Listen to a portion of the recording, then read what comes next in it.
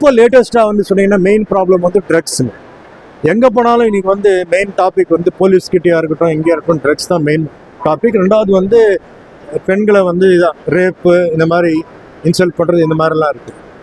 So இதுக்கு எல்லாமே வந்து ஒரு ஆன்சர், அதாவது கவர்மெண்ட் வந்து எல்லாத்துக்குமே வந்து பதில் கொடுக்க முடியாது, போலீஸு கூட எல்லாத்துக்குமே கொடுக்க முடியாது. ஏன்னா போலீஸோட ஸ்டாஃப் வந்து ஸ்டேஷனில் கம்மியாக இருப்பாங்க, அவங்களுக்கு வேறு ப்ரையாரிட்டிஸ் இருக்கும், அதுக்குள்ளே வந்து க்ரைம் முடிஞ்சிடும். ஸோ வந்து மெயினாக எஜுகேட் பண்ணுறது வந்து இங்கே பெண்கள் வந்து மார்ஷல் ஆர்ட். நான் வந்து ஏதோ கராத்தே அப்படின்னு சொல்லிட்டு நான் கராத்தையை கற்றுக்கணும்னு நான் சொல்கிறது இல்லை. மார்ஷல் ஆர்ட் கற்றுக்கிட்டா உள்ளூரில் ஒரு தைரியம் வரும்.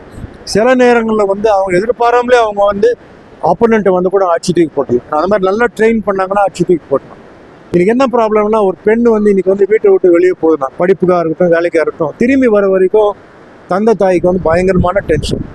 இப்போ செல்ஃபோன் வேலை செய்யலை அப்படின்னா டென்ஷன், லேட் ஆச்சுன்னா டென்ஷன்.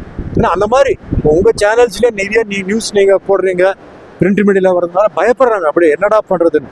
சில பெண்கள் வந்து இங்கே படித்த பிறகு வெளிநாட்டுக்கு போக வேண்டியதாக இருக்குது, இன்னும் டென்ஷன் வருது. ஆனால் போய் ஆகணும், ஏன்னா வீடை காப்பாற்றணும். ஸோ அதனால் மெயினாக வந்து நான் என்ன சொல்கிறேன்னா, அவங்க மார்ஷல் ஆர்ட் கற்றுக்கிட்டா ஒரு கான்ஃபிடென்ஸ் வரும், ஒரு நல்ல தைரியம் வரும். அதே மாதிரி இன்றைக்கி பார்த்தீங்கன்னா நிறைய பெண்கள் வந்திருக்காங்க. ஸோ அவங்க அந்த பேரண்ட்ஸ், தந்தை தாய்க்கு எல்லாருக்கும் நான் நன்றியை தெரிவித்துக் கொள்கிறேன். அண்ட்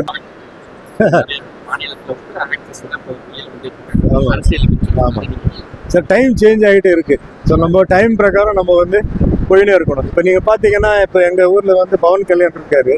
அவர் ஃபஸ்ட்டு டர்ம் வந்து தோத்துட்டார், ஃபுல்லாக வாஷ் அவுட் ஆகிட்டார். ஆனால் அவர் விடலை, அவர் வந்து ஒரு மார்ஷல் ஆர்ட் தான். அவர் திருப்பி இந்த வாட்டி வந்து அவர் வந்து டெப்டி சிஎம் அவர் நினச்சி பார்த்துருக்கவே மாட்டார். ஆனால் அவர் பயங்கரமான ஒரு மெஜாரிட்டி கொண்டு வந்தார். அவருக்கு அதுக்கு முன்னால் அரசியல் அனுபவம் என்ன இருக்குங்க? எதுவுமே இல்லை. ஸோ இன்றைக்கி வந்து அந்த எதுவும் நம்ம வரணும், பார்ட்டியில் இருக்கணும், அப்போ தான் நம்மளுக்கு அனுபவம் வரும். இல்லை, இன்றைக்கி வந்து உங்கள் பிளெஸிங்னால சேனலில் நிறைய மேட்ரு வருது, செல்ஃபோனில் நிறைய மேட்ரு இருக்குது. அது இல்லாமல் பாலிடிக்ஸ் வந்து நம்ம வந்து கற்றுக்கலாம். என்னோட கால்குலேஷன் பிரகாரம் சார், இதில் வந்து நான் கொஞ்சம் அஸ்ட்ராலஜி நான் நம்புகிறேன்.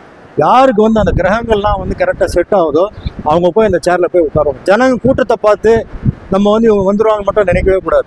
யாருக்கு அந்த கிரகங்கள்லாம் சூட் ஆகுதோ, அவங்க கூட்டம் வருதோ இல்லையோ, லாஸ்ட் அந்த கணக்கு போடும்போது அவங்களுக்கு மெஜாரிட்டி வந்துடும், அவங்க வந்துடுவாங்க. சினிமாக்காரங்க அப்படின்னு நினைக்கக்கூடாது, அந்தந்த காலம்லாம் போயிடுச்சு. இப்போ பார்த்தீங்கன்னா நிறைய பேர் ஆக்ட்ரஸ்லாம் வர்றாங்க போகிறாங்க, ஆனால் கடைசி வரைக்கும் யார் இருப்பாங்க, யார் ஜாஸ்தி இருப்பாங்க அப்படின்றது அவங்களோட அந்த கிரகங்களை பொறுத்து இருக்குது, அவங்க தலையெழுத்தை பொறுத்து இருக்குது. யார் வேணாலும் வரலாம் சார். இன்றைக்கி வந்து பாலிடிக்ஸில் வந்து யார் வேணால் வரலாம்.